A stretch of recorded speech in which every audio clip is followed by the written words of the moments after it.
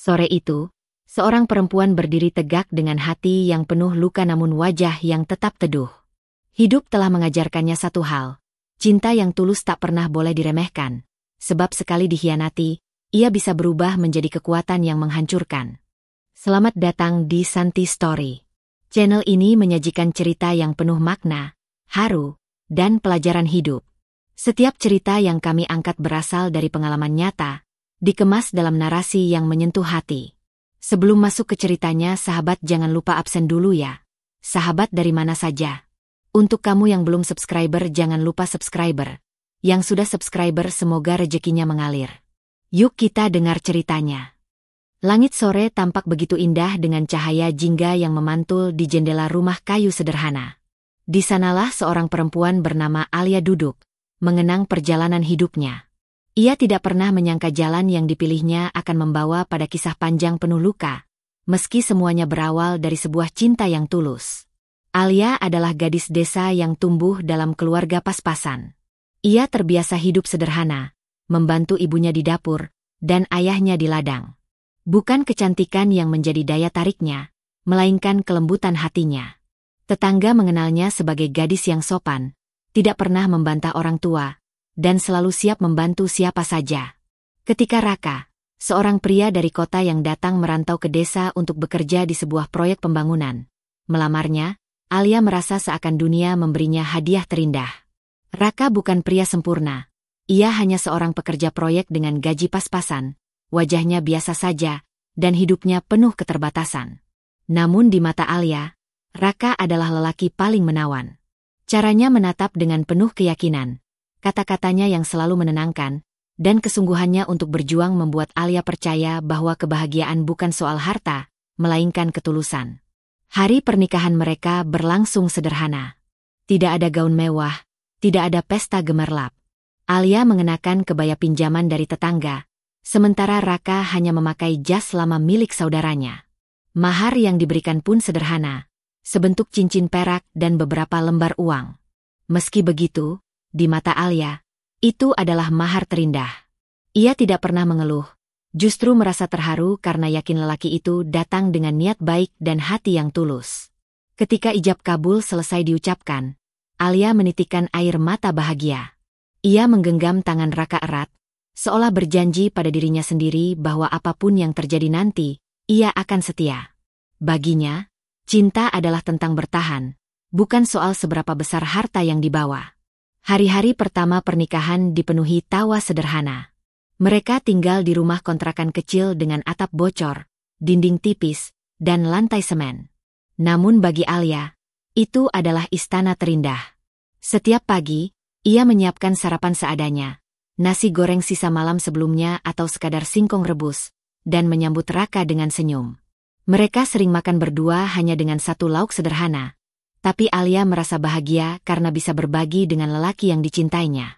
Raka memang bukan lelaki kaya, tapi ia pandai membuat Alia tertawa. Malam-malam mereka dipenuhi cerita dan impian tentang masa depan. Raka berjanji akan bekerja keras agar bisa membahagiakan istrinya. Dan Alia, dengan sepenuh hati, percaya pada janji itu. Ia selalu berkata pada dirinya sendiri, "Aku tidak butuh istana megah, asal bersamamu, itu sudah cukup bagiku." Namun, jauh di lubuk hati, Alia sebenarnya menyimpan sedikit kegelisahan. Ia sering melihat bagaimana teman-temannya yang menikah dengan pria mapan bisa hidup lebih nyaman. Kadang, bisikan kecil muncul. Apakah ia sudah membuat pilihan yang benar? Tapi setiap kali menatap wajah Raka, semua keraguan itu lenyap. Cinta yang ia miliki begitu besar, hingga ia yakin segala kekurangan bisa ditutup dengan kesabaran. Ia tak pernah menduga, keyakinan itu suatu hari akan diuji habis-habisan, dan lelaki yang dulu ia anggap anugerah terindah justru akan berubah menjadi luka terdalam dalam hidupnya. Hari-hari yang dulu penuh dengan kehangatan perlahan berubah. Alia mulai merasakan sesuatu yang janggal pada sikap Raka. Lelaki yang dulu selalu pulang dengan senyum lelah namun penuh cinta, kini lebih sering pulang larut malam dengan wajah murung dan suara berat. Awalnya, Alia mencoba menenangkan diri. Ia berpikir, mungkin pekerjaan Raka di proyek sedang banyak, mungkin ada target yang harus dikejar. Ia berusaha memaklumi, Menyiapkan makanan hangat setiap malam meski kadang nasi sudah dingin karena terlalu lama menunggu. Namun, malam-malam itu semakin panjang. Jam dinding sudah melewati pukul 11, kadang hampir tengah malam, baru Raka datang. Bau rokok menempel di bajunya, padahal dulu ia tidak pernah merokok. Matanya sering terlihat lelah, tapi juga ada sesuatu yang asing, seperti ada beban yang disembunyikan. "Aku capek, jangan banyak tanya," katanya suatu malam, ketika Alia dengan lembut bertanya mengapa pulangnya terlalu larut. Jawaban itu membuat dada Alia sesak. Ia bukan ingin menginterogasi, hanya ingin tahu kabar suaminya. Tapi Raka dengan mudah menepis perhatiannya. Alia terdiam, menundukkan wajah, lalu berusaha tersenyum meski hatinya seperti diremas. Keesokan harinya, Raka bangun lebih siang dari biasanya. Alia sudah menyiapkan sarapan, tapi ia hanya mengambil secuil roti lalu pergi tanpa menatap istrinya. Seolah kehangatan rumah yang dulu mereka bangun bersama mulai memudar sedikit demi sedikit. Bukan sekali dua kali Alia mendapati kebohongan kecil dari suaminya. Pernah suatu sore, seorang tetangga berkata melihat Raka nongkrong di warung kopi bersama teman-temannya, padahal sebelumnya Raka bilang ia lembur. Pernah juga Alia menemukan pesan singkat di ponsel Raka dari nomor asing. Hanya tulisan singkat, "Hati-hati di jalan." Saat ditanya, Raka hanya menjawab dengan senyum tipis, "Itu teman kerja." Alia mencoba meyakinkan dirinya bahwa semua baik-baik saja. Ia percaya, mungkin Raka memang butuh waktu dengan teman-temannya, mungkin juga ia terlalu penat. "Aku istrinya, tugasku mendukung, bukan mencurigai." Begitu ia menenangkan hatinya setiap kali kegelisahan menyerang. Namun tetap saja, rasa sepi kian menghimpit. Malam-malam panjang yang ia lewati sendirian di rumah membuatnya sering menangis diam-diam. Ia duduk di ruang tamu, menatap pintu, menunggu langkah kaki suaminya. Kadang ia tertidur di kursi hanya untuk terbangun mendapati Raka sudah masuk kamar tanpa membangunkannya. Setiap pagi Alia tetap berusaha ceria. Ia menyambut Raka dengan senyum, menyiapkan baju kerjanya, bahkan menyelipkan doa dalam setiap langkahnya. Ia tidak ingin pertengkaran kecil merusak rumah tangga mereka. Baginya, bertahan adalah bukti cinta. Namun, jauh di dalam hati, Alia merasakan sesuatu mulai berubah. Lelaki yang dulu membuatnya merasa istimewa kini mulai menjauh, meninggalkan luka yang tak bisa ia ceritakan pada siapapun. Alia hanya bisa berdoa dalam sujudnya. "Ya Allah, jika ini ujian, beri aku kekuatan. Aku tidak ingin kehilangan dia. Tapi aku juga takut jika dia benar-benar berubah." Dan doa itu, entah didengar atau tidak, justru menjadi awal dari badai besar yang sebentar lagi akan mengguncang hidupnya. Hari itu, Alia sedang menjemur pakaian ketika seorang tetangga mendekat dengan wajah penuh rahasia. "Alia, aku tidak bermaksud membuatmu sakit hati, tapi aku sering lihat Raka duduk di kafe dekat jalan besar. Dia bersama seorang perempuan. Cantik. Dandanannya wah sekali. Mereka tampak akrab." Ucapan itu membuat tangan Alia melemah. Baju yang sedang ia bentangkan terjatuh ke tanah. Senyum yang dipaksakan keluar dari bibirnya tak mampu menutupi rasa perih yang tiba-tiba menghantam dada. "Ah, mungkin cuma teman kerja," jawabnya lirih, mencoba menutupi kegelisahan, meski hatinya bergetar hebat. Sejak hari itu, pikiran Alia tak pernah tenang. Malam-malam panjang yang ia jalani sendirian semakin terasa mencekik. Ia mulai memperhatikan perubahan kecil yang sebelumnya ia abaikan. Ponsel Raka kini selalu terkunci, padahal dulu sering ia biarkan terbuka di meja. Raka juga lebih sering merapikan penampilan, memakai parfum mahal meski katanya hanya pergi kerja ke proyek. Suatu malam, ketika Raka tertidur, ponselnya berbunyi. Alia sempat ragu, tapi tangannya gemetar ingin tahu. Ia lihat ada pesan masuk. "Jangan lupa besok malam kita ketemu. Aku kangen." Hanya membaca sepenggal kalimat itu, air mata Alia jatuh tanpa bisa dibendung. Ia menatap wajah Raka yang terlelap di sampingnya. Lelaki yang dulu mengucap janji setia di hadapan penghulu kini membuat hatinya hancur. Alia ingin membangunkannya, ingin berteriak, ingin bertanya, siapa dia? Tapi suaranya terkunci di tenggorokan. Ia hanya bisa menatap langit-langit kamar sambil menahan isak, berharap semua ini hanya mimpi. Hari-hari berikutnya, tanda-tanda itu semakin jelas. Raka semakin jarang di rumah.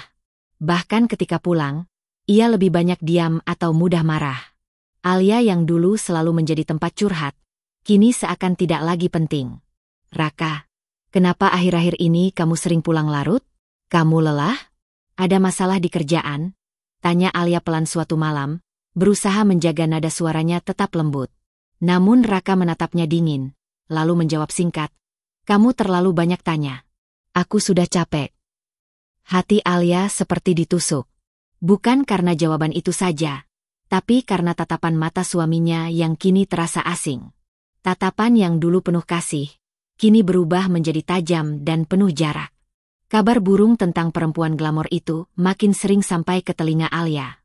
Ada yang bilang perempuan itu sering menjemput Raka dengan mobil mewah.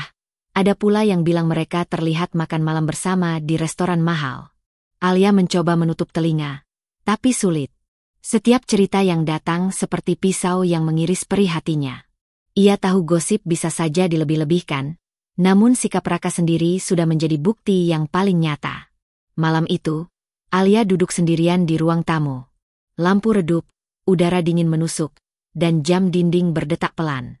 Ia menggenggam cincin perak pemberian Raka di hari pernikahan mereka. Air matanya jatuh membasahi cincin itu. "Raka, apa aku tidak cukup untukmu?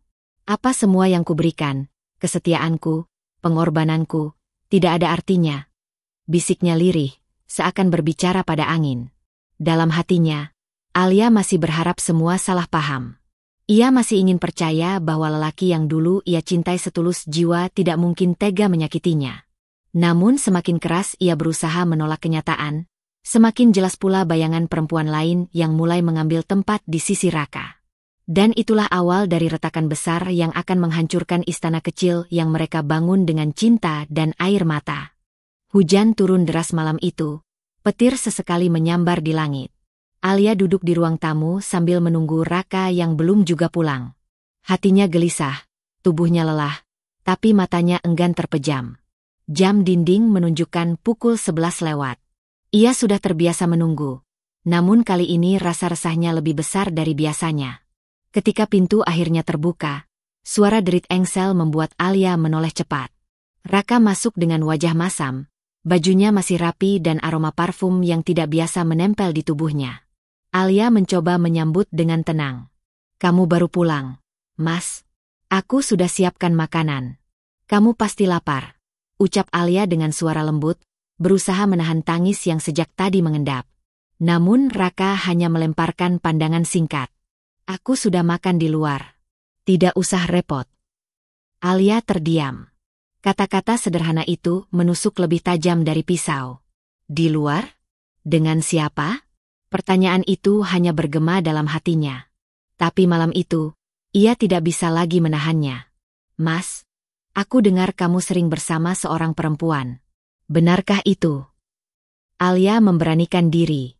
Suaranya bergetar, matanya basah, tapi ia harus tahu. Raka mendengus, melempar jasnya ke sofa. "Kenapa? Jadi kamu percaya gosip murahan itu? Perempuan desa macam kamu terlalu mudah termakan omongan orang." Alia terhenyak. Baru kali ini Raka menghinanya dengan kata-kata kasar seperti itu. Ia menatap wajah suaminya, mencari setitik penyesalan, tapi yang ada hanyalah kemarahan. "Mas, aku bukan percaya gosip. Aku hanya ingin penjelasan darimu. Kalau memang tidak ada apa-apa, katakan padaku supaya aku tenang."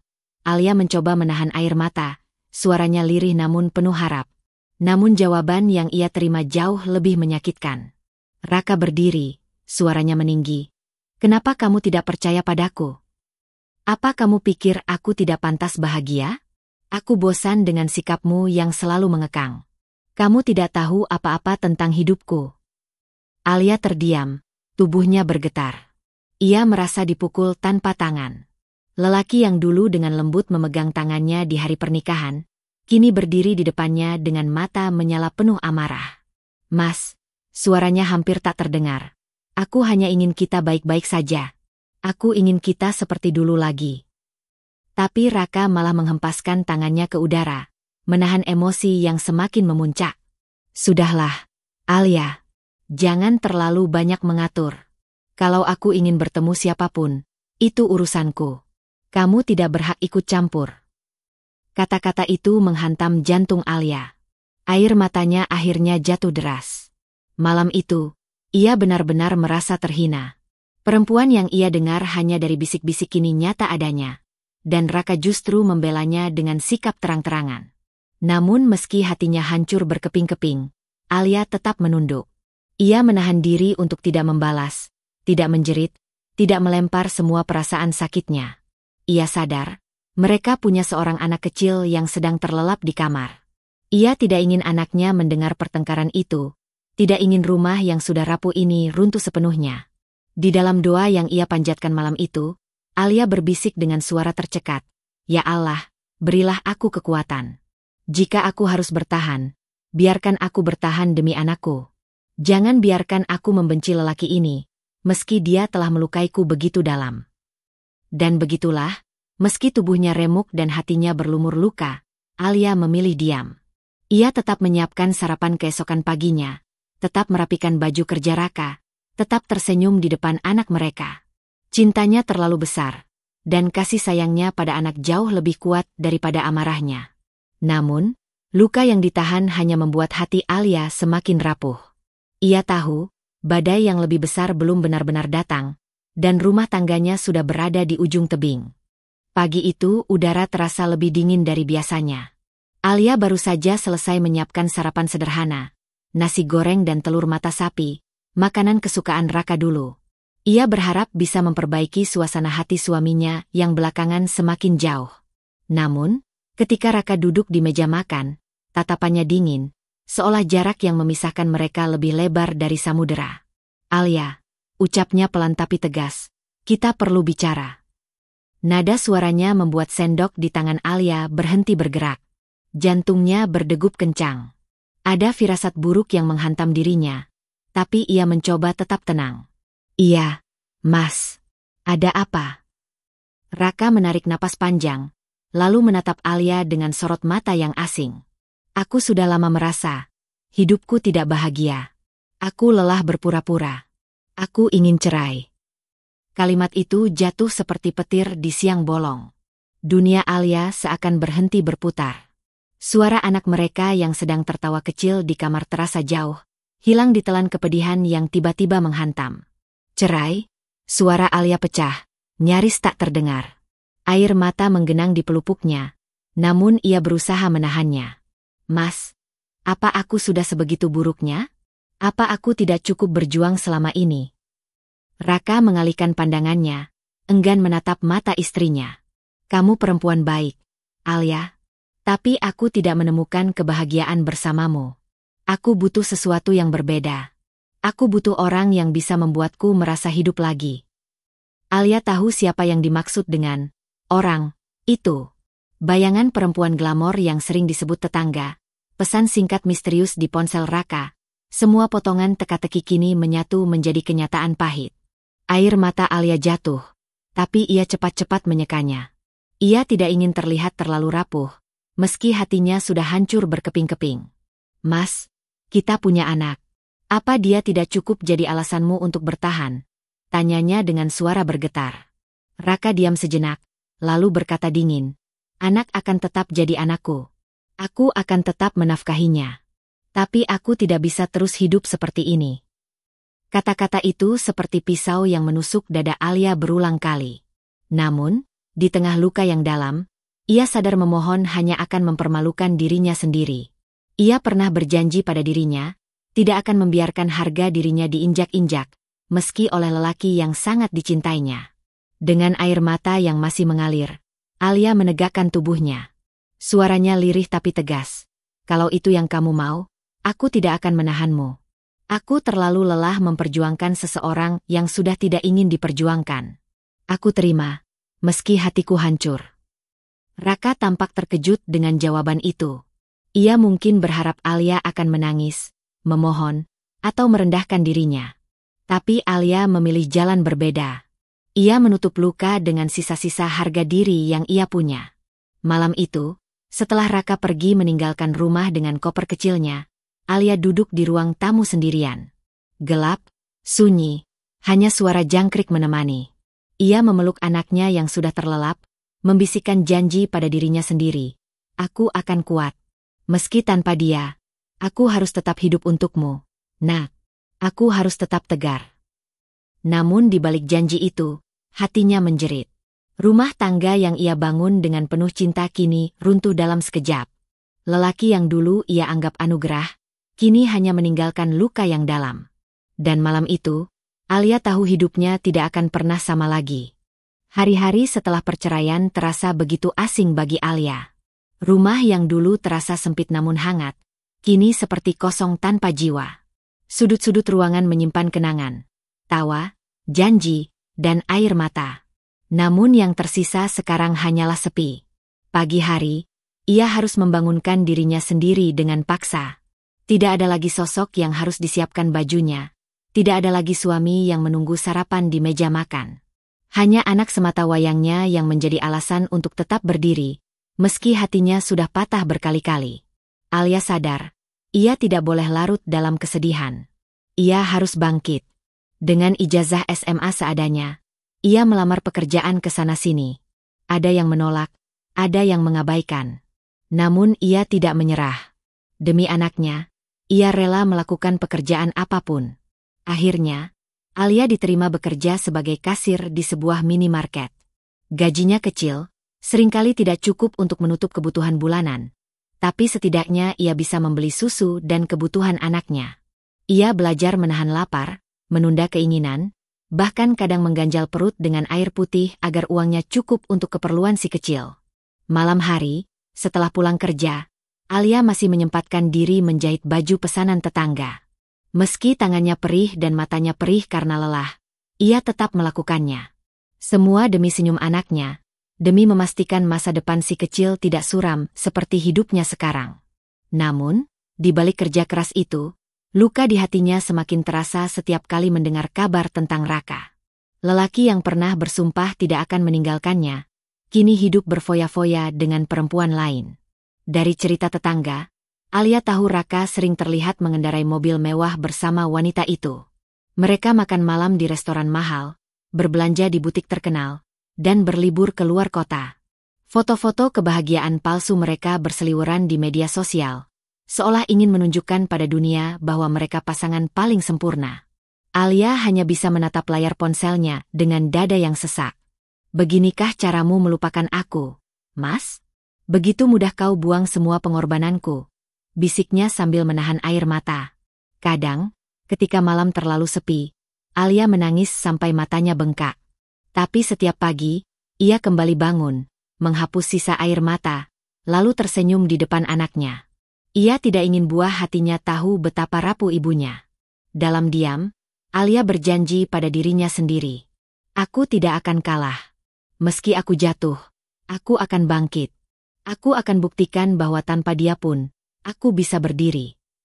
Namun, semakin keras ia berusaha, semakin nyata pula perbedaan hidupnya dengan sang mantan. Alia terengah-engah menata hidup dari nol, sementara Raka tenggelam dalam pesta gemerlap bersama pelakor. Dan perbedaan itulah yang perlahan menyalakan api kecil di hati Alia. Api yang suatu hari akan meledak, mengubah seluruh jalan cerita hidup mereka. Suatu malam, setelah menidurkan anaknya yang sudah terlelap, Alia duduk sendirian di ruang tamu kecil. Lampu redup menyinari wajahnya yang lelah, matanya sembab akibat air mata yang hampir setiap hari menemaninya. Di hadapannya ada sebuah kotak kayu tua, tempat ia menyimpan dokumen dan kertas-kertas penting sejak dulu. Tangannya bergetar saat membuka kotak itu. Satu persatu lembaran kertas ia keluarkan. Kwitansi pinjaman, catatan transfer, hingga surat kecil yang ditulis tangan oleh Raka bertahun-tahun lalu. Sayang, pinjam dulu ya uang tabunganmu. Nanti kalau usaha berhasil, aku ganti semua. Tulisan tangan itu masih jelas terbaca, membuat dada Alia sesak. Ia ingat betul bagaimana dulu, setiap kali Raka membutuhkan uang, ia selalu rela memberikan. Tabungan kecil yang ia kumpulkan sejak masih gadis habis untuk modal usaha kecil-kecilan Raka. Ketika usaha itu gagal, Raka berjanji akan membayar kembali. Alia percaya, karena ia mencintainya. Belum lagi biaya hidup sehari-hari. Saat Raka menganggur, Alia menjual perhiasan kawinnya, cincin emas tipis dan kalung kecil yang diberikan orang tuanya. Semuanya ia relakan demi menutupi kebutuhan rumah tangga. Tidak apa-apa, Mas. Yang penting kita tetap bersama, katanya waktu itu, tersenyum meski hatinya pedih melepas satu-satunya harta peninggalan dari orang tuanya. Alia juga masih menyimpan bukti transfer sejumlah uang yang ia pinjam dari saudaranya demi membayar biaya rumah sakit ketika anak mereka sakit parah. Uang itu seharusnya ditanggung Raka, tapi ia yang akhirnya menanggung sendiri dengan alasan, nanti Raka kembalikan saat punya rezeki. Semua janji itu kini hanya tinggal kenangan pahit. Bukan hanya tidak pernah dibayar, Raka bahkan meninggalkannya tanpa menoleh ke belakang. Hidup mewah bersama perempuan lain seolah tidak pernah berhutang apapun. Alia memeluk semua dokumen itu, air matanya jatuh membasahi kertas-kertas yang sudah menguning. Mas, apa kamu benar-benar lupa? Semua ini bukti, bukan hanya hutang uang, tapi hutang hati. Aku yang menopangmu saat kau terjatuh. Aku yang menutup aibmu saat kau gagal. Dan sekarang, kau pergi, seakan aku tidak pernah ada. Malam itu, Alia terdiam lama. Dalam hatinya, ada perasaan campur aduk, sakit, marah, kecewa, tapi juga kekuatan yang perlahan tumbuh. Ia sadar, semua bukti yang ia simpan bukan sekadar kertas tak bernilai. Itu adalah saksi bisu dari pengorbanannya. Dan kelak, mungkin akan menjadi senjata saat waktunya tiba. Untuk sementara, Alia tetap menyimpan rapat semua itu. Ia tahu belum saatnya. Tapi jauh di lubuk hatinya, ada suara kecil berbisik. Kau tidak akan selamanya bisa menghindar dari hutang, Raka. Suatu hari, aku akan menagihnya. Dan saat itu, kau akan tahu siapa sebenarnya yang selama ini paling berjasa dalam hidupmu. Sore itu, Alia baru saja pulang kerja. Tubuhnya letih. Peluh masih menempel di wajahnya setelah seharian berjualan di kios kecil dekat pasar. Begitu membuka pintu rumah kontrakan sederhana, ia mendapati dua tetangga duduk di bangku depan rumah sambil berbisik-bisik. Senyuman mereka terlihat canggung ketika melihat Alia datang. Alia, kamu udah dengar kabarnya belum? Tanya salah satu dari mereka, setengah ragu. Alia mengernyit. Kabar apa, Mbak? Kedua tetangganya saling pandang, lalu dengan suara pelan, mereka menjawab, mantanmu, katanya sebentar lagi akan menikah. Sama itu, perempuan yang dulu sering kamu ceritakan. Jantung Alia seperti berhenti berdetak sejenak. Ia hanya berdiri mematung, mendengar kata-kata itu menusuk telinganya. Seakan semua udara di sekitarnya menghilang. Menikah? Suaranya bergetar. Iya, dan katanya pestanya besar sekali. Maharnya. Aduh, kamu pasti kaget, Alia. Dia kasih mobil baru, perhiasan emas 1 set, sama uang tunai ratusan juta. Semua orang di kampung udah pada ngomongin. Seketika, dada Alia terasa seperti ditindih batu besar. Bayangan masa lalu berkelebat di kepalanya. Saat dirinya harus menjual kalung pemberian almarhum ayahnya hanya untuk membeli beras. Saat ia merelakan tabungan kecilnya untuk modal usaha Raka. Saat ia rela menahan lapar demi anak, sementara Raka tidak pernah bisa menepati janjinya. Semua pengorbanan itu kini seakan tidak pernah ada. Ia menarik napas dalam, memaksa tersenyum kecil di hadapan tetangganya, meski hatinya sudah remuk berkeping-keping. Terima kasih sudah kasih tahu, Mbak, ucapnya lirih. Setelah itu ia segera masuk ke dalam rumah, menutup pintu rapat-rapat. Begitu sendirian, Alia terduduk di lantai ruang tamu. Tangannya gemetar, air mata jatuh tanpa bisa ditahan. Ia merasa dipermainkan nasib. Bagaimana mungkin seorang laki-laki yang dulu tidak punya apa-apa, yang dulu bahkan berhutang padanya, kini bisa dengan gagah memberikan mahar sebesar itu untuk perempuan lain? Apa aku ini tidak pernah berarti sama sekali bagimu, Raka? Bisiknya di sela tangis. Namun, di balik luka yang dalam, perlahan muncul bara amarah. Tangisan Alia berubah menjadi isakan yang dipenuhi dendam. Ia menatap kotak kayu di sudut ruangan, kotak yang berisi semua bukti hutang Raka padanya. Seakan kotak itu berkilau di matanya, mengingatkannya pada sesuatu yang lebih besar dari sekadar luka hati. Mobil, emas, uang ratusan juta. Alia mengepalkan tangan. Padahal semua itu tidak akan ada tanpa pengorbananku dulu. Dan sekarang kau berpura-pura bersih. seolah tidak berhutang apapun. Tidak, Raka. Kau tidak akan bisa menikah dengan tenang sebelum melunasi semuanya. Malam itu, Alia menatap kosong ke arah langit-langit rumahnya. Untuk pertama kalinya sejak perceraian, ia tidak hanya merasa hancur, ia merasa perlu berdiri. Bukan hanya demi dirinya, tapi juga demi anaknya yang kelak harus tahu bahwa ibunya tidak bisa diinjak-injak begitu saja. Ia tahu waktunya sudah semakin dekat. Dan jika Raka berani mengumbar kemewahan di depan semua orang, maka ia juga berhak membuka semua aib dan hutang yang disembunyikan selama ini. Malam itu, Alia duduk sendiri di kamar mungilnya. Lampu temaram menyinari wajahnya yang pucat, matanya sembab karena terlalu banyak menangis sejak kabar pernikahan Raka terdengar. Di hadapannya tergeletak sebuah kotak kayu yang sudah lama tidak pernah ia buka. Kotak itu penuh dengan kertas lusuh, buku catatan, dan kwitansi, jejak masa lalu yang selama ini berusaha ia kubur. Tangannya bergetar ketika membuka kotak itu. Lembar demi lembar tertumpuk di dalamnya. Ada catatan tangan Raka saat meminjam uang darinya. Ada kwitansi penjualan perhiasan satu-satunya yang dulu ia miliki, hingga kertas bekas kontrakan rumah pertama mereka yang pernah ia lunasi seorang diri. Semua itu adalah saksi bisu bagaimana dirinya pernah ditinggalkan dalam keadaan miskin, hina, dan nyaris tanpa daya. Alia teringat jelas saat Raka menunduk meminta uang untuk modal usaha.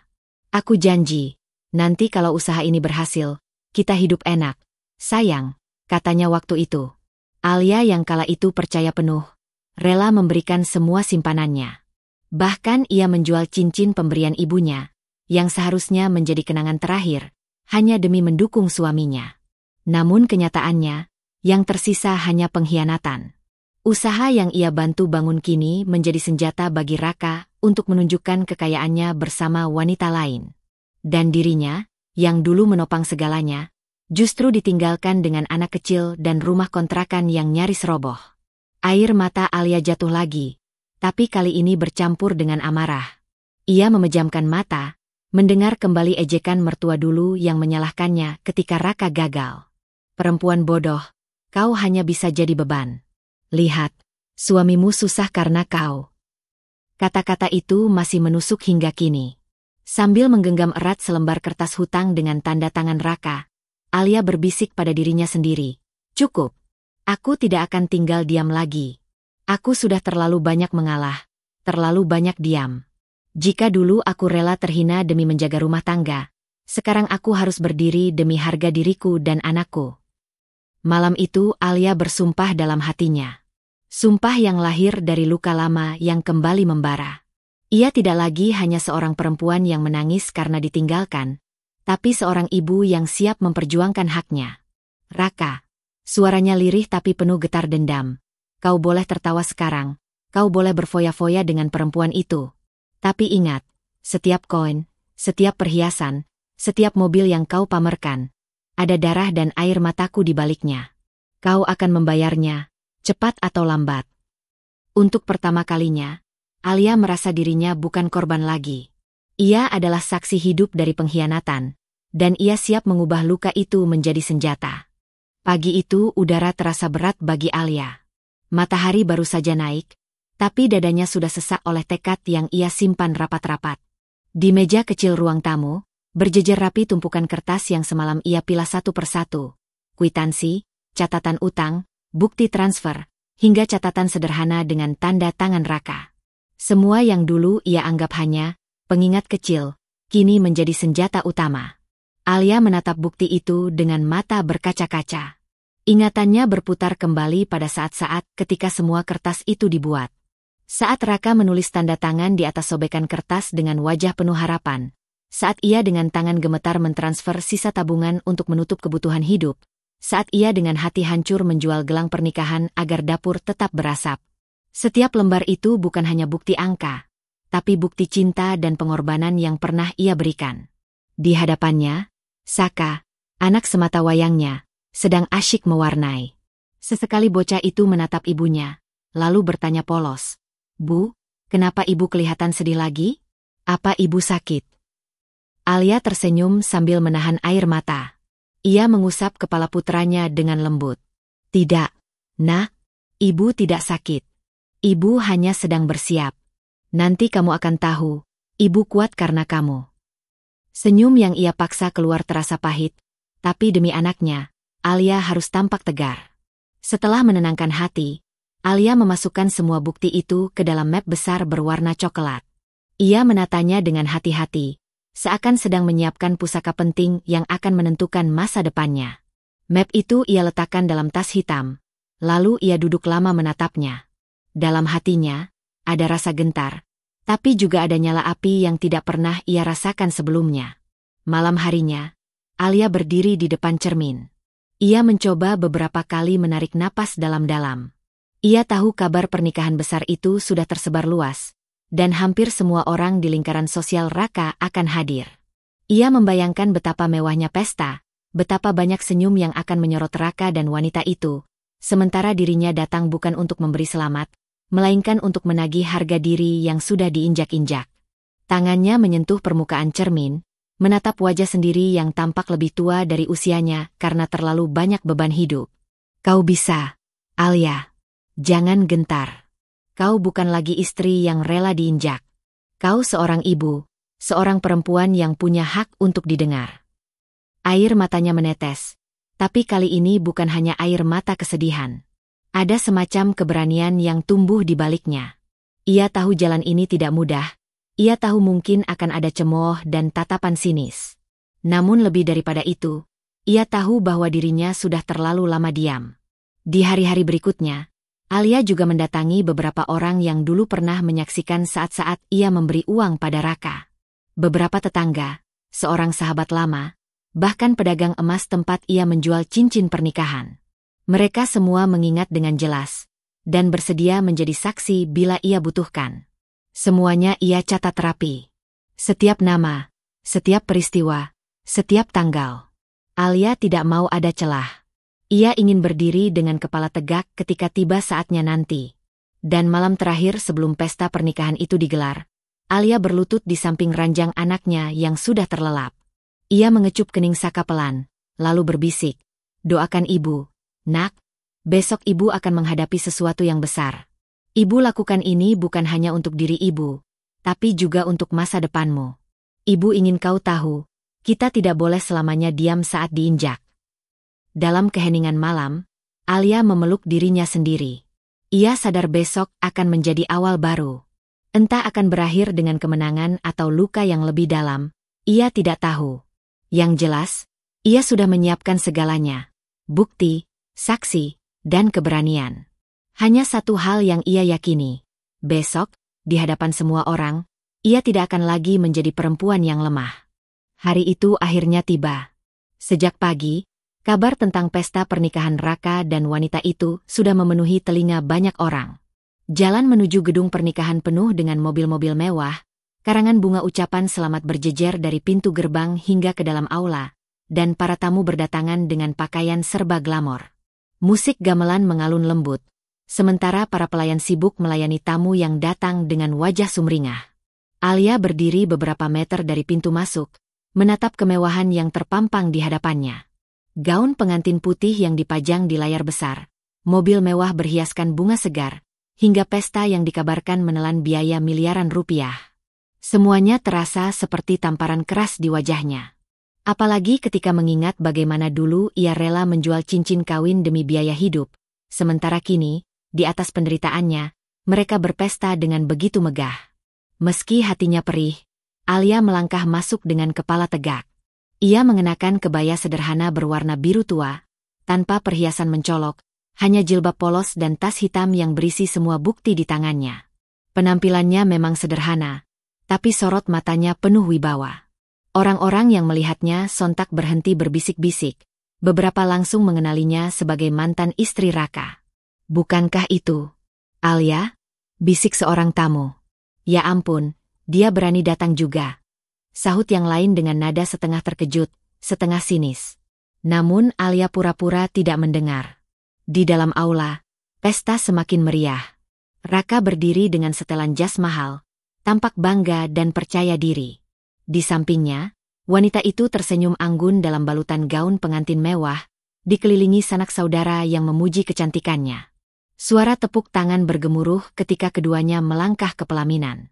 Alia berdiri di antara kerumunan, menatap semua itu dengan dada yang sesak. Ingatannya melayang ke masa lalu, wajah Raka yang dulu ia temani dalam kesusahan, saat hanya mampu menyewa kontrakan sempit, saat ia harus menahan lapar demi anaknya bisa makan. Semua pengorbanan itu kini seperti dihapus seolah tidak pernah ada.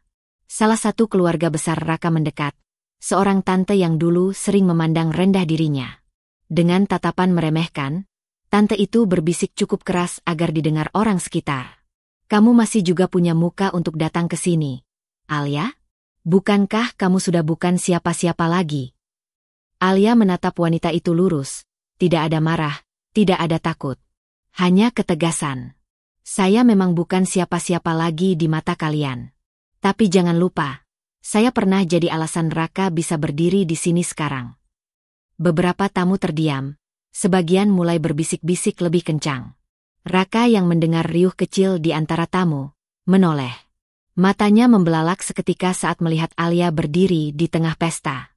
Senyumnya kaku, dan untuk sesaat, ia kehilangan kata-kata.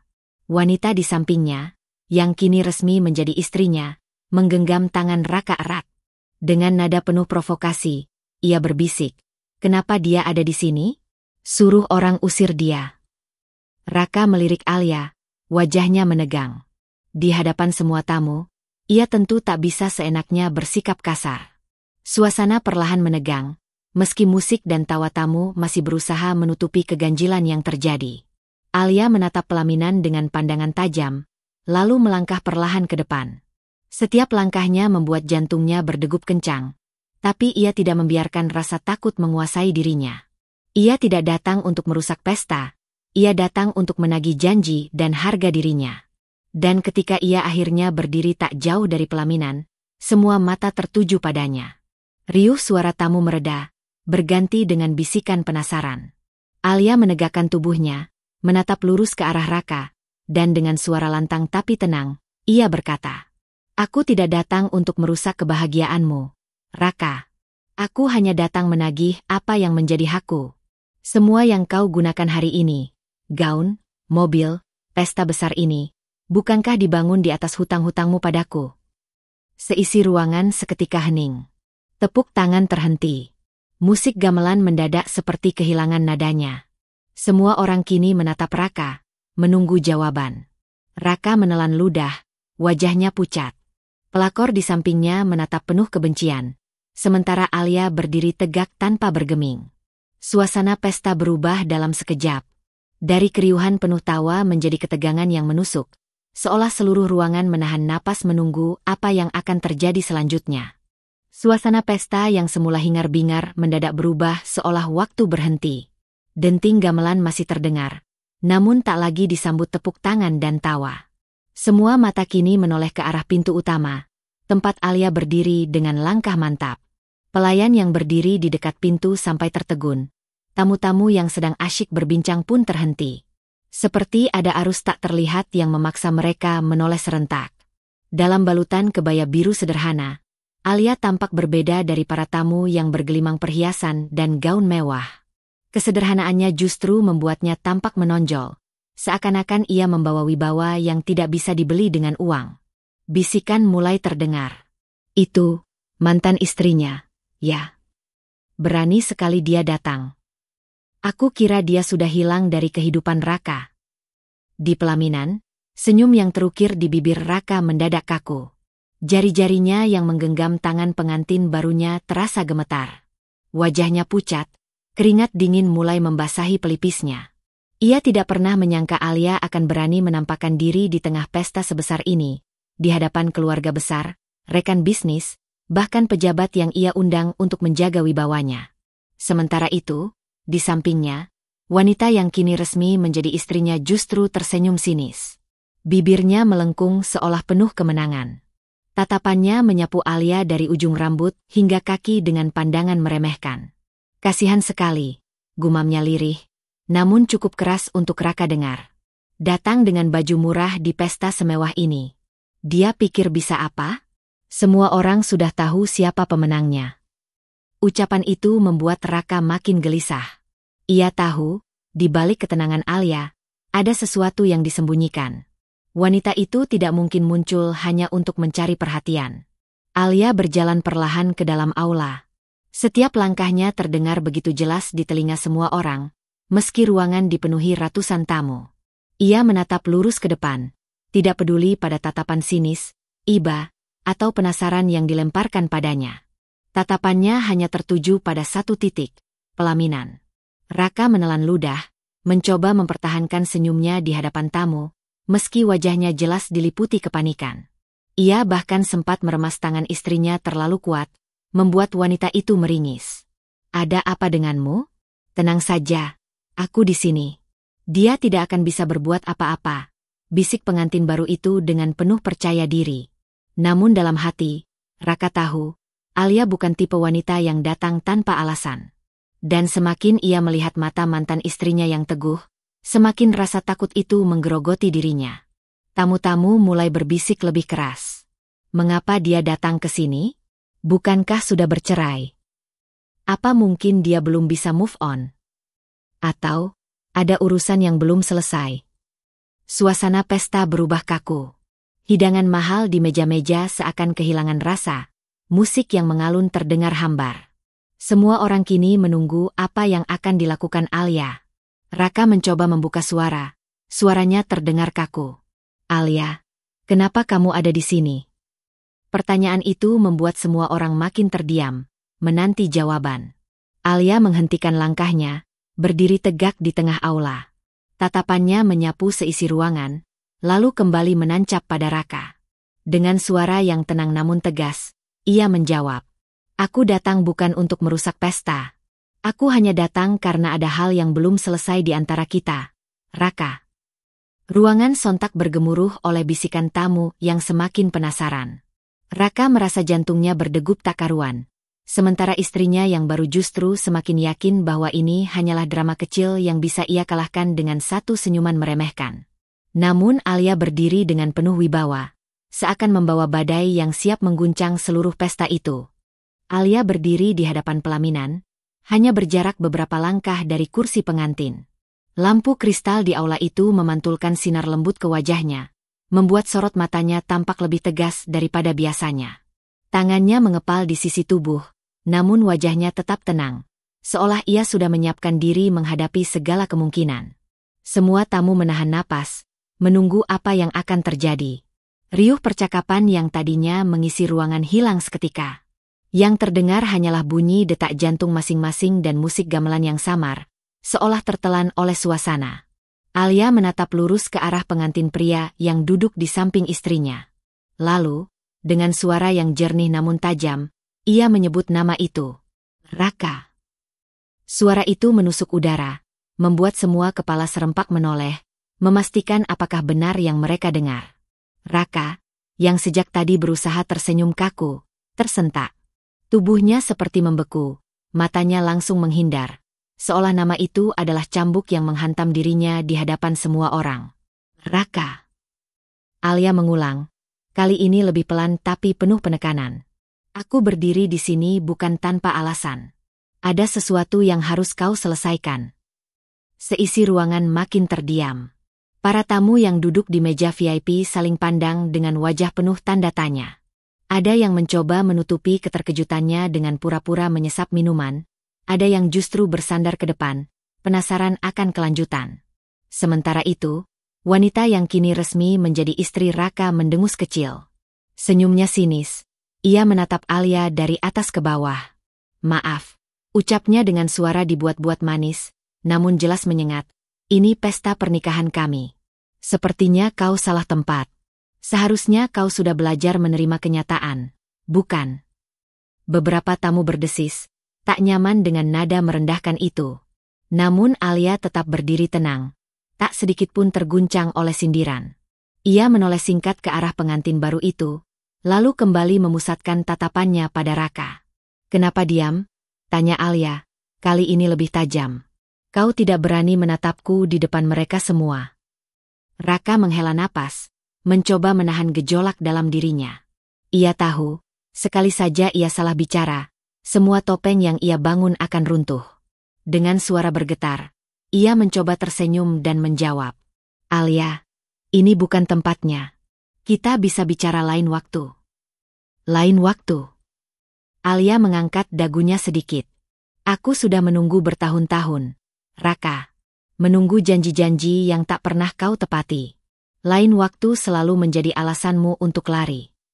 Seisi ruangan bergemuruh pelan, beberapa tamu mulai berbisik lebih keras. Kata, janji, dan menunggu, menyalakan rasa penasaran yang sulit ditekan.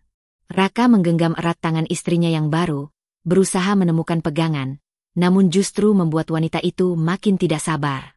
"Sudah cukup," potongnya dengan nada ketus kepada Alia.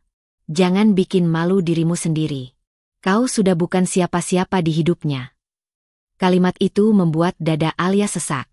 Luka lama kembali terbuka, namun justru dari rasa sakit itu lahir keberanian. Ia menarik napas panjang, lalu berkata dengan suara yang lebih lantang, sehingga terdengar ke seluruh ruangan. "Kalau aku bukan siapa-siapa, mengapa Raka masih berhutang begitu banyak padaku? Mengapa semua orang di sini tidak tahu bahwa kemewahan pesta ini sebagian besar berdiri di atas keringatku?" Ruangan seketika hening kembali. Mata semua tamu melebar, wajah Raka memucat, sementara senyum puas sang pengantin baru langsung sirna. Dan saat itu, semua orang tahu, ini baru permulaan dari badai yang akan mengguncang pesta megah itu. Alia merogoh tas kecilnya dengan gerakan perlahan namun mantap. Semua mata mengikuti setiap detail, seolah waktu berhenti di aula mewah itu. Dari dalam tas, ia mengeluarkan map coklat tebal yang sudah terlihat lusuh di bagian pinggirnya. Map itu bukan sekadar tumpukan kertas, melainkan saksi bisu dari perjalanan panjang penuh pengorbanan yang selama ini ia simpan rapat. Ia melangkah maju, berdiri tepat di depan pelaminan. Tangan kirinya memegang map, sementara tangan kanannya menggenggam microp hone yang disodorkan seorang tamu yang tak tega melihat Alia berbicara hanya dengan suara biasa.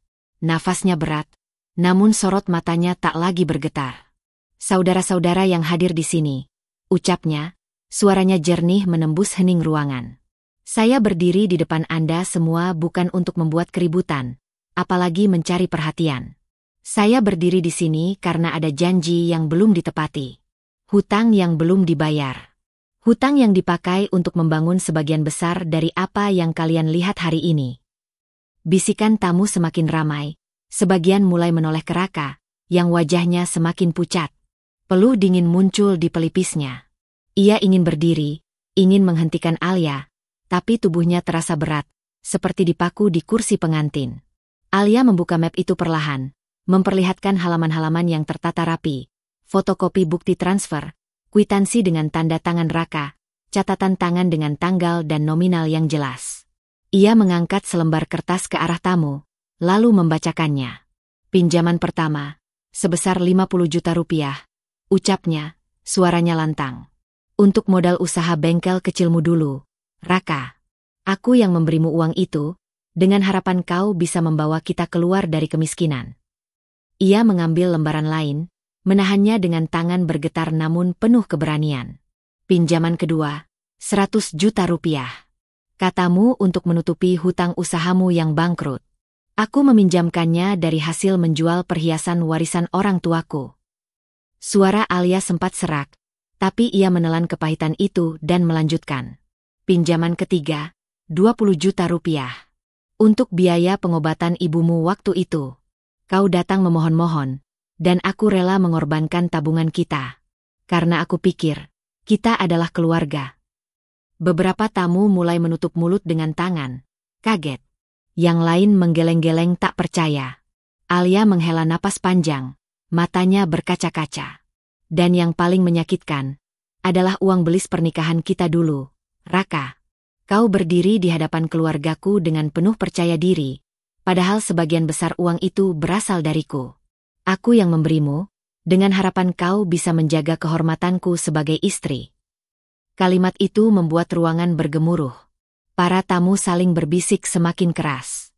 Beberapa bahkan sudah berani berkomentar terbuka, menyayangkan kelakuan Raka. Sementara itu, pelakor yang duduk di samping Raka memucat. Senyumnya yang tadinya sinis hilang sama sekali, berganti dengan ekspresi panik. Ia memandang Raka dengan sorot mata tajam, seolah menuntut jawaban, namun Raka hanya menunduk. Kedua tangannya gemetar hebat di pangkuan. Alia menutup map itu dengan tegas, lalu menatap lurus ke arah mantan suaminya. Total dari semua hutangmu, Raka, lebih dari 270 juta rupiah. Dan tidak satu pun kau kembalikan. Kau berdiri di pelaminan megah ini, di depan keluarga besarmu, di depan semua orang, dengan pakaian mahal dan pesta gemerlap. Tapi semua itu kau pijak di atas keringat dan air mataku. Suara Alia bergetar di akhir kalimat, bukan karena takut, melainkan karena menahan sesak di dada. Ruangan kembali hening, tapi kali ini hening yang mencekam. Hening yang menelanjangi semua kebohongan Raka di depan orang-orang terdekatnya. Seorang tamu dari keluarga Raka berdiri, wajahnya merah menahan marah. Apa yang dia katakan benar, Raka? Suaranya menggema di aula, membuat semua orang makin menatap ke arah mempelai pria yang kini terlihat hancur. Raka mencoba membuka mulut, tapi suaranya tercekat. Tangannya mengusap wajah, peluh dingin makin deras. Ia tidak bisa mengelak, semua bukti ada di depan mata. Dan untuk pertama kalinya sejak pesta itu dimulai, pelakor tidak lagi menjadi pusat perhatian. Semua mata tertuju pada Alia, wanita sederhana yang datang bukan untuk merusak pesta, melainkan untuk menuntut kebenaran yang selama ini ditutupi. Alia berdiri tegak, dadanya naik turun menahan amarah yang selama ini ia kubur dalam. Tatapannya tajam menusuk tepat ke mata Raka yang bersembunyi di balik wajah pucatnya. Tak ada lagi keraguan dalam dirinya. Semua luka lama, semua pengkhianatan, semua air mata yang ia telan seorang diri kini pecah bersama kalimat yang meluncur lantang dari bibirnya. Dasar Mokondo. Kau tega mengkhianati aku, tapi hutangmu tak pernah kau bayar. Kata-kata itu menghantam ruangan mewah bak petir di siang bolong. Semua tamu yang tadinya masih menahan komentar kini terperanjat. Beberapa tamu wanita bahkan spontan menutup mulut dengan tangan, sementara sebagian pria menggeleng pelan, antara kaget dan tak percaya. Bisik-bisik segera menyebar dari kursi ke kursi. Ya ampun, sampai disebut Mokondo. Berarti memang parah sekali kelakuannya. Bagaimana bisa pria seperti itu masih berani menikah lagi? Keluarga besar Raka yang duduk di deretan kursi depan tampak kalang kabut. Wajah mereka merah padam, sebagian menunduk menahan malu, sebagian lain menatap Raka dengan tatapan marah. Pamannya yang dituakan bahkan menepuk lututnya keras, seolah tak kuasa menahan geram. Sementara itu, Raka duduk membeku di pelaminan. Tubuhnya gemetar, wajahnya penuh keringat dingin. Ia ingin menyangkal, ingin membela diri, tapi lidahnya terasa keluh. Suasana pesta yang tadinya meriah kini berubah menjadi ruang penghakiman, dan ia berada tepat di tengahnya. Pelakor di sampingnya pun mulai gelisah. Tangan yang semula menggenggam lengan Raka perlahan terlepas. Senyumnya yang dulu sinis kini berganti dengan wajah pucat pasi. Ia melirik kiri kanan, berharap ada seseorang yang membelanya, namun tak seorang pun berani bersuara. Semua mata menatapnya dengan tatapan penuh tuduhan. Alia melangkah selangkah lebih maju, suaranya bergetar namun jelas terdengar. Aku bisa menahan rasa sakit ketika kau pergi meninggalkanku. Aku bisa menerima takdirmu memilih perempuan lain. Tapi yang tidak bisa kupahami adalah bagaimana mungkin kau begitu tega, menggunakan kebaikan seorang istri yang rela mengorbankan segalanya, lalu kau injak harga dirinya seperti ini. Kau makan dari keringatku, kau berdiri dengan uangku, tapi kau ludahi aku di depan semua orang. Kalimat itu membuat beberapa tamu terisak pelan. Ada yang menyeka air mata, ada pula yang mengangguk-angguk seolah merasakan betul pedihnya luka Alia. Pamannya Raka akhirnya tak tahan lagi, berdiri dengan wajah berang. Raka, jawab semua ini. Benarkah yang dia katakan? Kau berhutang sebanyak itu pada mantan istrimu, dan tak sekalipun kau membayarnya. Raka mencoba bangkit, namun lututnya lemas. Suaranya terbata-bata. Aku. Itu tidak sepenuhnya benar. Aku. Namun sebelum ia sempat menyelesaikan kalimatnya, Alia menepuk keras map di tangannya. Suara tepukan itu memantul di ruangan, membuat semua orang kembali terdiam. Jangan kau berani memutarbalikkan fakta, Raka. Semua bukti ada di sini. Kwitansi, transfer, bahkan saksi. Kau pikir aku datang ke sini tanpa persiapan? Raka terdiam. Nafasnya tersengal. Kepalanya tertunduk, menyembunyikan rasa malu yang tak terbendung lagi. Dan saat itu, Alia mengangkat wajahnya tinggi-tinggi. Air mata menggenang, namun suaranya tetap lantang. Ingat baik-baik, Raka. Kau bisa membeli gaun mewah untuk perempuan ini. Kau bisa menyewa gedung besar untuk pestamu. Tapi kau tidak bisa membeli harga diri yang sudah kau injak. Dan hari ini, aku berdiri di sini bukan untuk merusak pestamu, melainkan untuk mengingatkan semua orang. Jangan pernah bermain-main dengan kesetiaan seorang perempuan.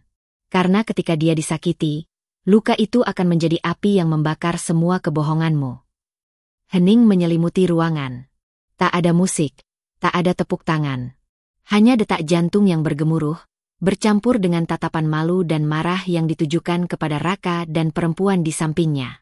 Dan di tengah segala keterpurukan itu, Alia berdiri seperti tiang kokoh yang tak tergoyahkan.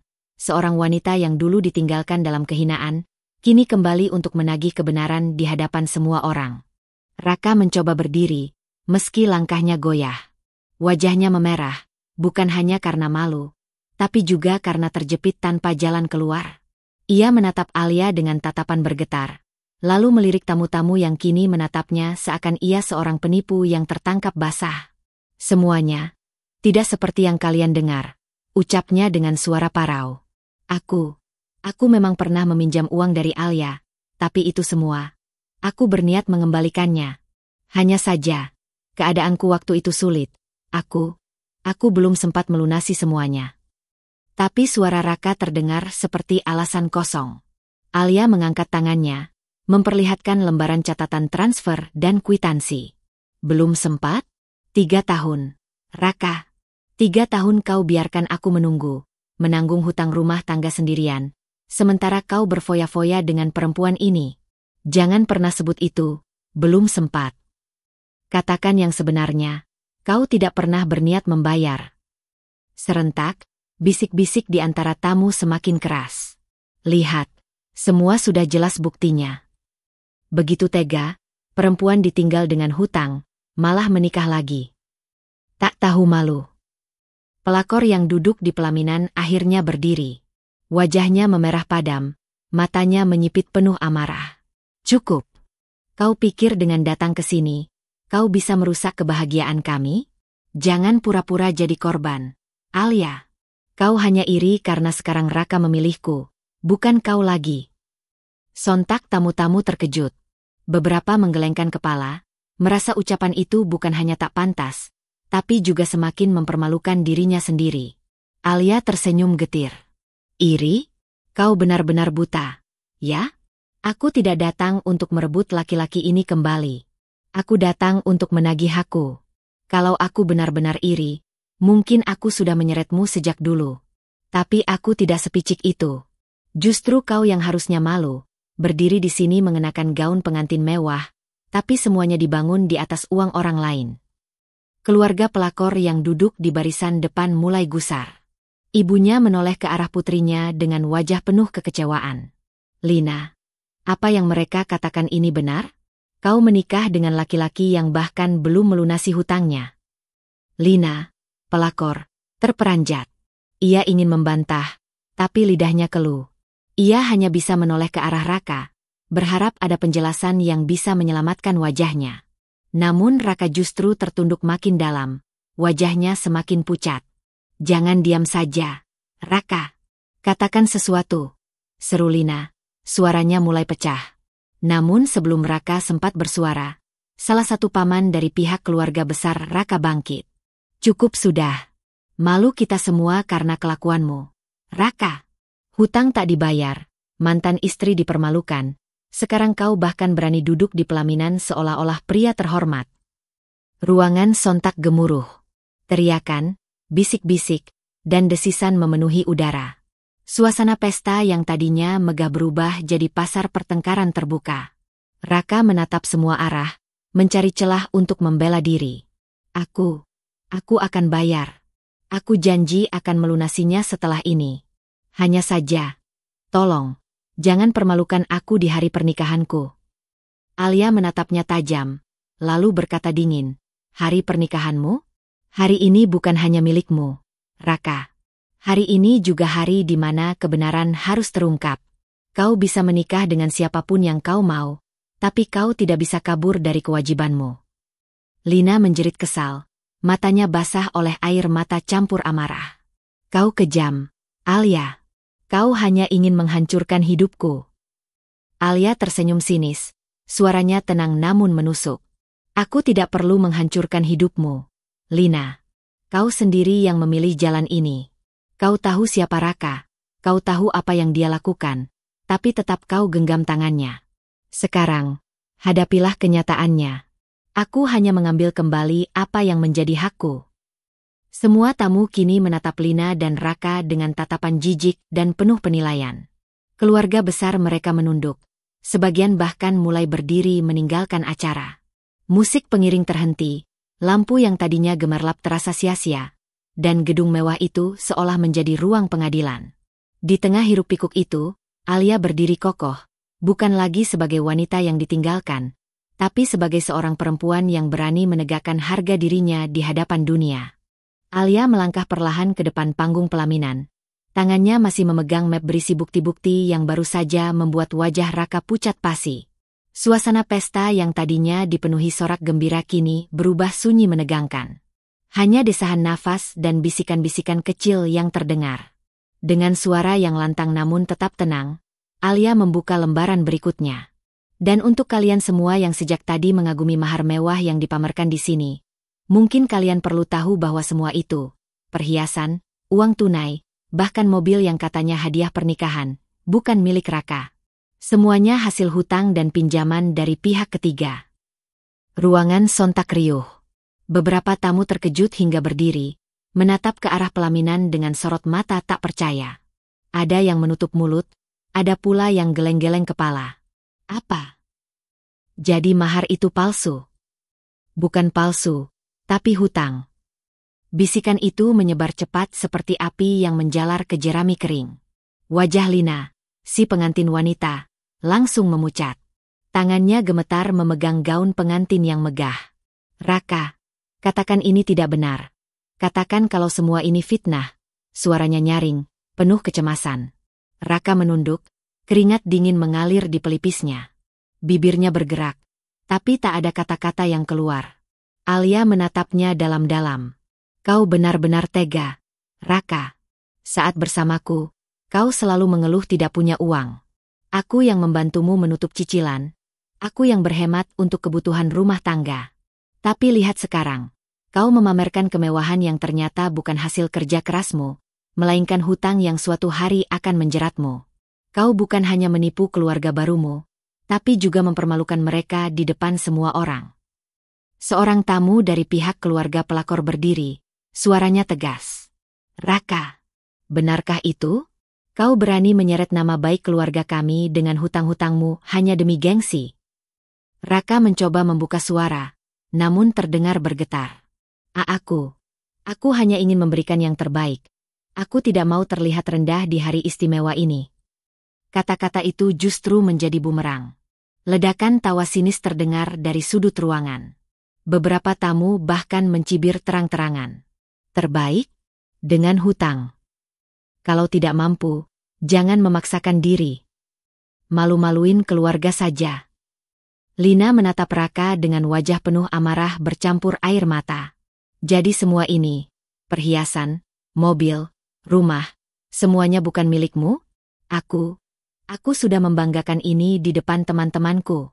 Kau menipu aku, Raka." Suara Lina pecah, tubuhnya nyaris goyah jika tidak ditopang oleh sahabatnya yang duduk di samping pelaminan. Keluarga Raka yang sejak tadi menunduk pun kini tak bisa menahan rasa malu. Pamannya yang tadi sempat bicara kembali berdiri, suaranya keras dan penuh kekecewaan. "Harga dirimu sudah jatuh, Raka. Kami tidak bisa lagi membelamu. Kau sudah mempermalukan keluarga ini sedemikian rupa." Tamu-tamu mulai berdiri satu persatu. Sebagian memilih keluar karena tak sanggup menonton lebih lama. Ada juga yang sengaja tinggal, karena ingin melihat bagaimana drama ini berakhir. Raka duduk terpaku di kursinya. Wajahnya pasi, mata kosong, seolah semua kemewahan yang ia bangun hancur dalam sekejap. Alia menatapnya terakhir kali, lalu berkata lirih namun menusuk. Beginilah jadinya ketika hidup hanya kau bangun di atas kebohongan dan pengkhianatan. Harga dirimu runtuh bukan karena aku, Raka, tapi karena ulahmu sendiri. Ruangan kembali sunyi. Yang terdengar hanya isakan pelan Lina dan desahan malu dari pihak keluarga besar. Di hari yang seharusnya menjadi hari paling bahagia, justru menjadi hari di mana martabat seorang laki-laki hancur lebur di depan mata semua orang. Langkah Alia terasa mantap saat ia menutup map berisi bukti yang barusan ia beberkan. Tangannya tidak lagi bergetar, matanya tidak lagi basah. Semua luka, semua kepedihan yang dulu membelenggunya, kini telah berubah menjadi keteguhan. Ruangan itu masih hening. Tamu undangan tak ada yang berani bersuara, bahkan suara musik pesta pun sudah lama terhenti. Semua mata mengikuti setiap gerakan Alia, seolah menyaksikan sosok yang baru saja menegakkan kebenaran tanpa sedikit pun ragu. Alia menatap sekilas ke arah pelaminan. Raka masih duduk dengan wajah tertunduk. Lina menutup wajahnya yang basah oleh air mata, sementara keluarga mereka sibuk berbisik dengan nada penuh amarah. Tapi Alia tidak peduli lagi. Bukan itu yang ia cari. Ia sudah mengembalikan harga dirinya. Ia sudah membuat mereka menanggung malu atas kebohongan yang selama ini disembunyikan. Itu sudah cukup. Dengan menarik napas panjang, Alia berbalik. Gaun sederhananya berkibar seiring langkahnya yang anggun. Meski tidak berhias permata, tidak berkilauan emas, tetap saja sorot wibawa terpancar darinya. Ada kekuatan yang membuat orang terdiam, menghormatinya tanpa perlu ia minta. Beberapa tamu spontan memberi jalan. Bahkan ada yang menundukkan kepala, seolah mengakui keberanian Alia. Seorang ibu parubaya berbisik lirih pada temannya. Perempuan itu luar biasa. Meski disakiti, ia masih mampu berdiri setegar itu. Alia tidak lagi menoleh ke belakang. Hatinya sudah selesai dengan masa lalu. Rasa sakit itu sudah cukup mengajarkannya bahwa tidak semua cinta layak dipertahankan. Ketika ia melewati pintu keluar, angin malam menyapa wajahnya. Bukannya dingin, justru terasa menenangkan. Seperti pelukan lembut yang menegaskan bahwa ia telah mengambil keputusan yang tepat. Di dalam ruangan, suara riuh mulai kembali terdengar. Suara saling menyalahkan, suara tangisan, suara cemoohan. Tapi semua itu perlahan menghilang di telinga Alia. Ia tidak ingin lagi terlibat. Malam itu, ia pergi bukan sebagai seorang wanita yang ditinggalkan, melainkan sebagai perempuan yang baru saja merebut kembali kehormatannya. Ia tidak menangis lagi, karena air matanya sudah habis untuk masa lalu. Yang tersisa kini hanyalah kekuatan, dan harga diri yang berdiri tegak bersama dirinya. Hari-hari setelah pesta itu menjadi titik balik yang nyata. Kehidupan yang dulu penuh dengan rasa sakit dan air mata perlahan berubah arah. Raka, yang dulu berdiri tegap di pelaminan dengan penuh percaya diri, kini harus menghadapi kenyataan pahit. Hutang yang selama ini ia sembunyikan tak bisa lagi ditutupi. Penagih datang silih berganti, menuntut pembayaran. Rumah yang ia banggakan harus disita, mobil mewah dilelang, dan bisnis kecil yang ia kelola pun ambruk karena sudah lama dibiayai dengan uang pinjaman. Harga dirinya jatuh di mata keluarga besar, bahkan sahabat-sahabatnya pun perlahan menjauh. Lina, perempuan yang dulu ia bela mati-matian, ternyata tak sanggup menanggung hidup susah. Setelah pesta pernikahan berubah jadi aib, ia mulai jarang pulang. Awalnya alasan sibuk, lalu menghilang berhari-hari. Hingga akhirnya, dengan satu koper kecil, Lina benar-benar pergi tanpa menoleh lagi.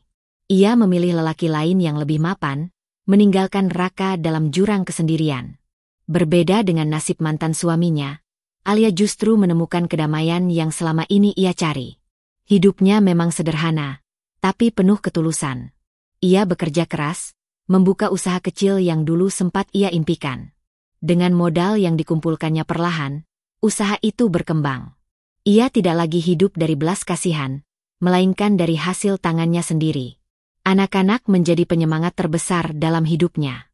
Setiap pagi, mereka menyambut Alia dengan senyum polos, membuat semua lelahnya terasa hilang. Ia belajar memasak menu baru untuk warungnya, belajar mengatur keuangan, bahkan belajar memasarkan usahanya lewat media sosial. Semua ia lakukan dengan tangan sendiri, tanpa mengeluh. Malam-malam yang dulu penuh tangisan kini berubah menjadi malam dengan doa-doa syukur. Alia sering menatap anak-anak yang tertidur pulas sambil berbisik dalam hati, "Inilah kebahagiaanku. Cukup kami hidup tenang, jauh dari dusta dan pengkhianatan. Itu lebih berharga daripada segala kemewahan semu." Tetangga mulai menghargai Alia bukan hanya karena ketabahannya, tapi juga karena kerja kerasnya.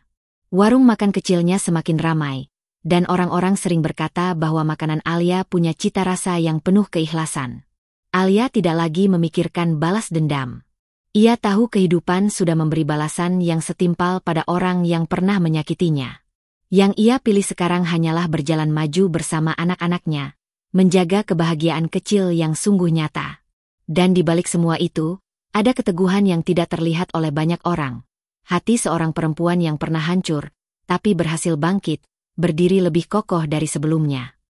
Hari itu, langit sore tampak indah dengan semburat jingga yang lembut. Alia duduk di teras rumah sederhananya, menatap anak-anaknya yang sedang bermain riang tanpa beban. Senyum terukir di wajahnya, senyum yang tulus meski menyimpan ribuan luka yang pernah menghantam hatinya. Luka itu masih ada, tak mungkin benar-benar hilang, namun kini ia belajar menerimanya sebagai bagian dari perjalanan hidup. Hidup yang ia jalani sekarang bukanlah hidup yang mewah, bukan pula hidup yang sempurna. Tapi Alia menemukan ketenangan yang dulu hilang saat ia masih bersama Raka. Kini, setiap detik yang ia lalui penuh makna, bukan lagi dipenuhi dengan rasa curiga, ketakutan, atau tangisan diam-diam di balik pintu kamar. Malam-malam panjang yang dulu diisi doa dengan air mata, kini berubah menjadi doa penuh syukur. Ia tahu, Tuhan tidak pernah meninggalkannya. Justru lewat ujian yang pahit itu, ia ditempa menjadi perempuan yang lebih kuat, lebih tegar, dan lebih berharga di mata anak-anaknya. Di sisi lain, kabar tentang Raka semakin banyak terdengar. Dari orang-orang, Alia tahu mantan suaminya kini hidup dalam keterpurukan.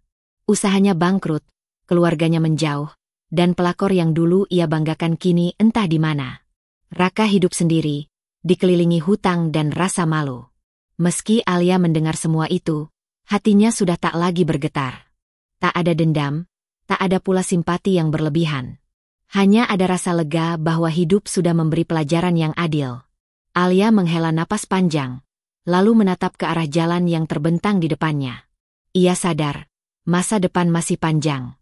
Akan ada badai lain yang mungkin datang, akan ada luka baru yang mungkin menghampiri, tapi ia yakin dirinya tak akan pernah sama seperti dulu. Ia sudah menemukan kekuatannya sendiri. Ia tersenyum sambil merangkul anak-anaknya yang kini berlari mendekat. Mulai sekarang, kita jalani hidup dengan bahagia. Ya, tak usah lagi menoleh ke belakang. Di dalam hati, Alia tahu satu hal penting. Setia pada pasangan adalah pilihan yang berharga. Jangan pernah mengabaikan orang yang benar-benar tulus mencintai, sebab ketika ia berbalik dan memilih pergi, yang tertinggal hanyalah penyesalan dan kehancuran. Dan bagi Alia, ia telah belajar untuk tidak menyesali apa yang sudah terjadi. Karena dari semua luka itu, lahirlah dirinya yang baru, lebih kuat, lebih bijak, dan lebih berharga. Masa depannya kini ia tatap dengan senyum, bukan lagi dengan tangis.